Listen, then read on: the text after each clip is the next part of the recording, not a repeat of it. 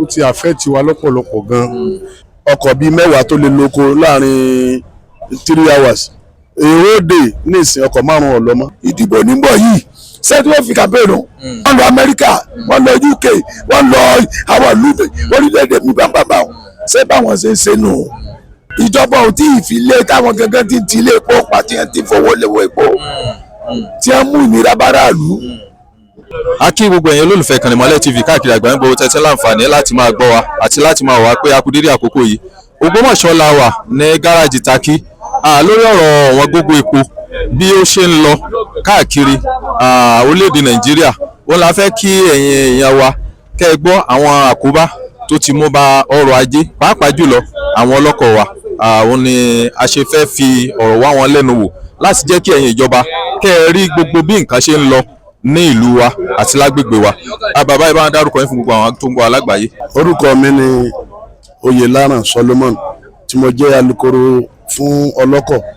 ní Ògbómọ̀ṣọ́ North Interstate Branch lábẹ́ ọ̀gá mi Comrade Jimoh Adérẹ̀mí. Ọlọ́run kó bá tún orílẹ̀-èdè yìí ṣe ni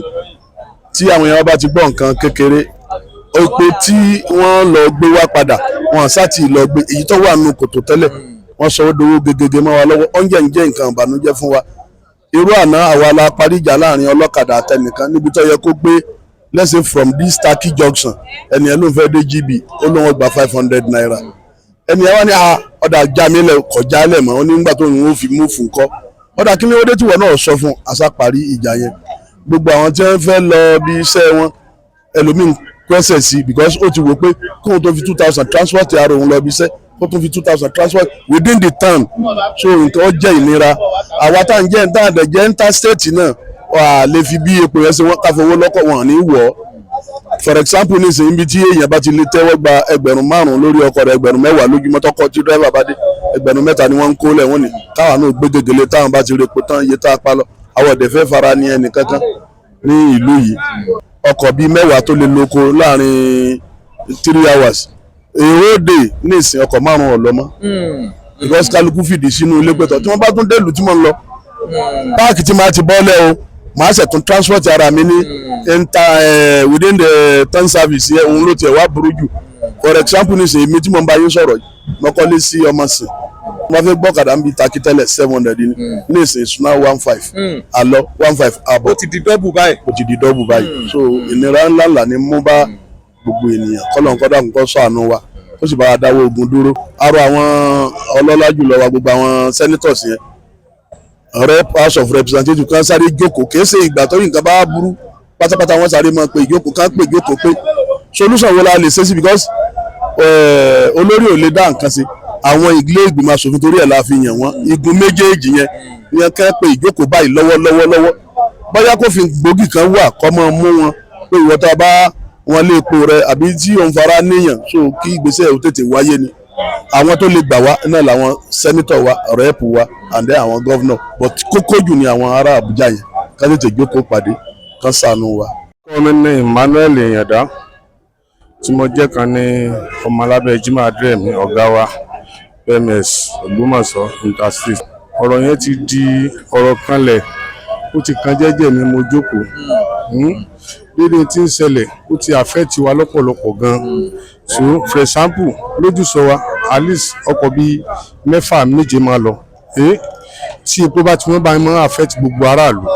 débi pé àwọn èèyàn wọn ò sì ẹ̀jókòó kalẹ̀ wọn láǹfààní àti lọ síbi kankan so then ibi tí mò ń gbé Sànú Ajé ní eré alẹ́ tó ń gbé ọ̀kadà tí mo máa gùn tẹ́lẹ̀ bóyá 700 ní ìsìn 1,500 mo wá sí ẹ ń lọ lánàá mo ní mo dọ́kadà kan tó ní 1,500 mo ní àṣemọ́ká mọ́ ń lọ ní àbí lọ́ọ̀rẹ́ 1,500 mo bá ní kí n tún ṣàgídí kí n gbìyànjú omi wọn tó dá mi òdò nítorí sàgbé mi ó sàgbà 1,200 ẹ wá 1,200 lọ 1,200 wọ àdẹ̀rí àwọn náà bá wí nítorí sàn ìlọrùn ẹ̀gbìn so that's why mo sá kagidi mo sá gun ọ̀kadà yẹn so lábẹ́ bẹ́ẹ̀ ó ti affect tọ́pọ̀ ó affect ti anybody lọ́pọ̀lọpọ̀ àárọ̀ àwọn ìjọba wa náà ni kí wọ́n dákun àtúnṣe tó yẹ kí wọ́n ṣe ní kíákíá torí nǹkan yẹn wọ́n máa bàjẹ́ lọ sí ni wọ́n bá yẹ ti ṣe àtúnṣe wọ́n dá wọn yìí tẹ̀ bá wa ṣe àtúnṣe tó yẹ kí wọ́n ṣe ní kíákíá àrọ̀ wọn. orúkọ mi ni Ọlárìndé Joshua Adégòkè Taki. Àkóbá tí epo yìí ti fà tó ti dálẹ̀ kì í ṣe kékeré. Now gbàrà tí àwọn tó ń tepo gangan fúnra ara wọn àwọn náà ń dá wàhálà lẹ̀ fún wa. Nígbà wọn bá gbọ́ pé ìjọba bá ní àwọn ò fi owó lé owó epo, ìjọba ò tí ì fi lé táwọn gangan ti lé epo pàtí ẹ̀ ti fowó lé owó epo tí wọ́n mú ìnira báráàlú. Kò sí bàbá débi ìwọ ti lé epo pàtó wọn ti lé epo ọwọ́ gẹ́gẹ́ níwọ̀nba tó wà nù ọ̀kadà ọkọ̀ táwọn ọlọ́kọ̀ ń bí ṣiṣẹ́ náà là mánéjì tó bá tán àwọn tó ń lọ lórí ọ̀fẹ́ àti ṣiṣẹ́ tó láti gbọ́ pẹ́tọ̀ àwọn elépo èyí tí ẹ tà fún ní 15 naira tí a sọ di 30 naira àwọn náà máa fowó lé nǹkan ní wọn sọ nípa yìí ó ṣàkóbá fún àwọn tí ń tajà àwọn tí ń lóko lọ ṣiṣẹ́ àwọn tí ń lọ bìkan ó ká náà ò lè gbé ká lọ síbi iṣẹ́ ìjọba mọ́ ó dìtọ̀ ká lè tì mí sá tó débi iṣẹ́ so abẹ́ ìjọba wa kí wọ́n dákun kó wò wá ṣe kí wọ́n náà bá lọ akúkú lépo ní Nàìjíríà àwa náà la ní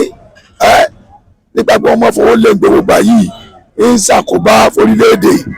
ń sì ń ṣàkóbá fún àwọn olóṣèlú wa gangan wọn kàn mọ́ ni ń ṣàkóbá fún wọn. Ìdìbò níbọ̀ yìí ṣé tí wọ́n fi kàmpéènù ṣé nígbà tí wọ́n bá fowó léwó epo sáwọn èèyàn jáde lọ dìbò bí àwọn èèyàn mọ̀ pé wọ́n ń bàjẹ́ ni wọn ò tún ṣe wọn ni wọ́n tún dé o wọ́n tún ti fowó lé wọn ni káwọn wá dìbò jáde wá jáde lọ dìbò a nílò. Tí wọ́n á ní ìmọ̀ràn yín fún gbogbo àwọn aráàlú. Ìmọ̀ràn wa fún gbogbo aráàlú ni pé tọ̀ a ní sùúrù ká má jà ká má dá wàhálà lẹ̀ irú àná agbẹ́pẹ́ lọ́yọ̀ọ́ step wọ́n búlọ́ọ̀kì ọ̀nà àwọn mọ́tò tó gbéra látẹ̀kọ́